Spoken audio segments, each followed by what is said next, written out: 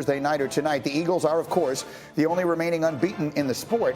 And I want you to take a look at the screen. That number, that percentage you see, is our analytics telling you what chance they have of winning that game. Those are some pretty substantial numbers. Until they wind up going to Dallas, which is the next game after what you see, they right now have a real shot to run this thing to something like 14-0. So at what point, Bartholomew, do we start to have conversations about whether or not the Eagles could have a perfect season? I don't think it's a possibility. I think that takes a lot of mental endurance. And, you want to worry about winning the championship. You don't want to worry about going undefeated. I think, Nico, you were in that position before, right? And how exhausting that is mentally. Sometimes you learn so much more by losing. But listen, it's a team on their schedule that always beats the team that's unbeatable. And that's the Tennessee Titans, because their brand of football is unlike no other. And it feels like they went back to their recipe about running the football, giving the ball to King Henry, and wearing teams down and taking the air out of the game. This is like the Princeton four quarters, right, where you just, take the shot clock all the way down. They can take the air out of the game in physicality. When King Henry's right, nobody can stop it. Maybe, but it does set up an interesting scenario. Nico, I'll come to you. You got to New England 2 years after they had the season in which they were 18-0 going into the Super Bowl. Mm-hmm. But I know you had a lot of conversations with those guys, and you told me that sometimes when the really good teams you were on would lose your first game of the season, there was an element of relief. It was literally like, okay, that's over with. We're not having to answer any questions about being undefeated and everyone going back to 2007, because we understand the Patriots, they had a beautiful season, and it didn't matter because they lost in the Super Bowl. And I can tell you this as a player, when all you want to do is win the Super Bowl. Anything in the regular season, once you get into the playoffs and you get to that position of having an opportunity to win a Super Bowl, that's all that matters. And an undefeated season is basically a pressure that you don't need to have that pressure. It is an unrealistic pressure that the second that they do win every game in the regular season, they're going to have to answer question after question after question on, can you be the next team to do this? And it's unrealistic, and it's unnecessary pressure. They don't need to have the pressure of being an undefeated team, because at the end of the day, when you get to the playoffs, say they're undefeated, they lose in the playoffs, it doesn't matter. No one's going to talk about it. I understand that. I feel like Dominique looks skeptical. Why, Nick? Yeah, I mean, I understand that there's pressure, but there's always going to be pressure for teams who have high expectations. And answering questions is no reason not to continue to go after wins. So I do think that the reason why the Patriots lost the Super Bowl was the Giants' pass rush. It wasn't because they expended all their wins in the regular season. To me, it's what it boils down to. Teams are not made better because – go ahead.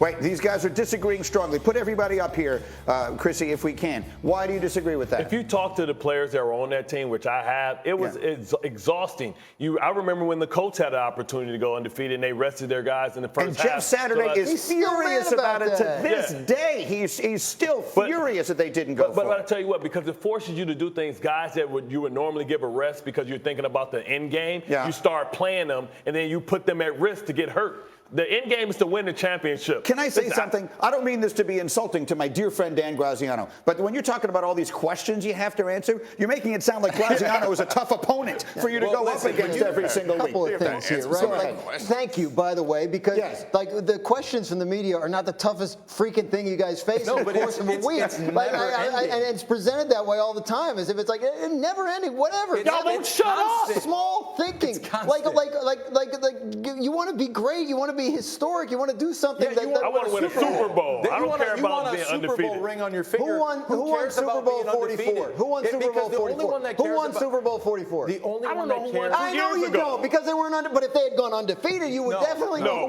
That's all anybody would ever talk about. Hold on. Don't yell. Here's what I'm saying. You're talking like the two are mutually exclusive. Thank you. Of course, if it's a choice between a perfect season and winning a Super Bowl, everyone would take the Super Bowl. But what you have the opportunity to be is something no one has done since 1972. And they're the only ones they're the only ones that are like, we need to make sure. We are the only group of guys that have ever done this. Because when you look back at 2007, the 72 Dolphins were the ones like, oh, okay, we might not be this only exclusive club that everyone's in. But at at the end of the day, it doesn't matter because when you're up there and you're doing your interviews and everyone's asking you the questions, it's not just a week of it. It's a month of questions on how does it feel. Questions? What are you so worried about answering? What is it? It's the mental fatigue. Yes. Oh my God. If I answer the same question, You've never been mentally tired, Dan. Mental fatigue is to deal with you people. See, now imagine we did this 3 weeks in a row. Let me get it. Go.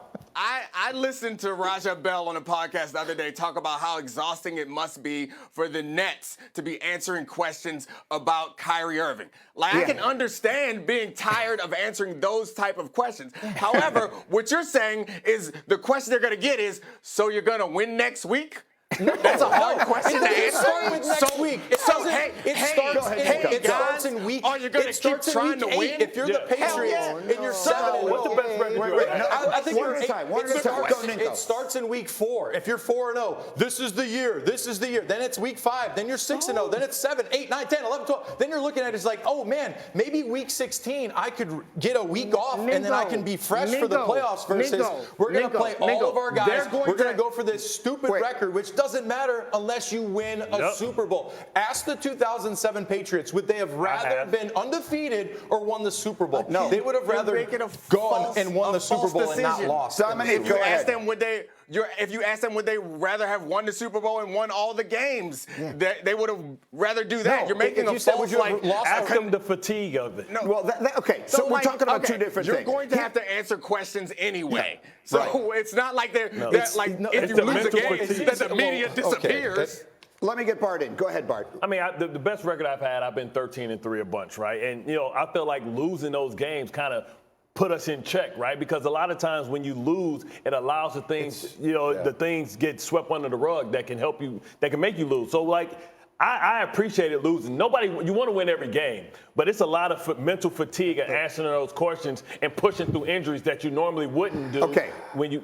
So if y'all say questions, those are two different things. If y'all say questions one more time, me too. These damn questions aren't that hard. God, there are plenty of places you can go play sports, and nobody ever asks you a question. But guess what? You also don't get paid. But listen, it's not just that question. You have other questions throughout the whole year that you're dancing around. That Graziano's coming up with these hard-hitting questions. Mental fatigue, Dan. Nobody wants to see you come up with the tape recorder asking for an exclusive. There's a reason why. Hold on. Let me ask you guys then a question.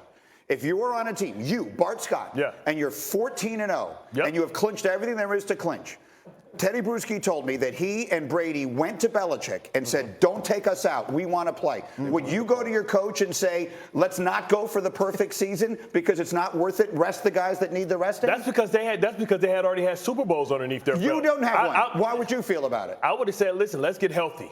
Because we know that it is a gauntlet, and we're going to have a big target on our back because we're going to get everybody's best shot trying to knock this O off. I will buy that. More for the questions. I get that. The health part of it, I totally get. That's different from the questions. Would you have, if you had been on that 07 team?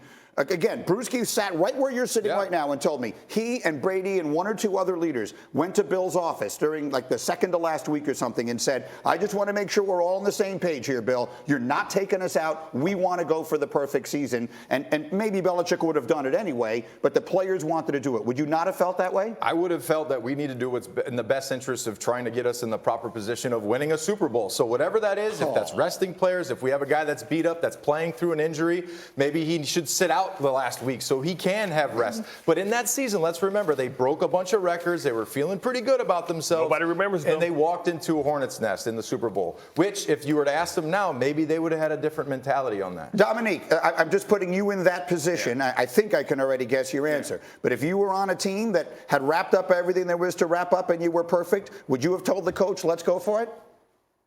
Absolutely. If the Patriots would have won the Super Bowl that year, we would be calling them the best football team of all time. That's right. That's what we would be talking about. The same thing with the Warriors, the 73-9 Warriors. You are going for that. And Bart's point about having already had Super Bowls in their pocket, that's a good one.